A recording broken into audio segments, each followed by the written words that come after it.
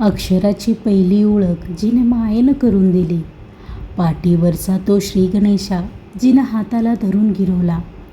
अज्ञानाच्या अंधारातून प्रकाशाकडे नेणारी ती पहिली ज्योत. आईच असते जी आपल्या आयुष्याचा पहिला धडा होते. पहिले पाऊल टाकायला जिने हळूवार शिकवले.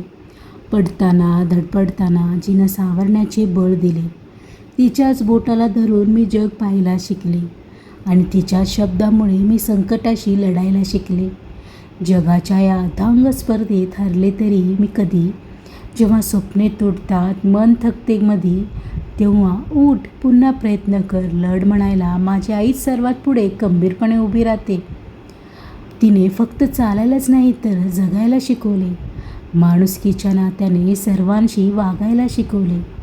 यशाच्या शिखरावर असताना पाय जमिनीवर असावेत आणि अपयशातही डोळे ध्येयावर असावेत हेच तिनंच बिंबवले.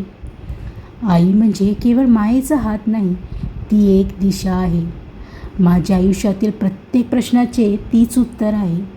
तिच्या संस्काराच्या बळावर मी आज ताठमानाने जगते. माझ्या प्रत्येक विजयात मी तिचीच शिकवण बघते.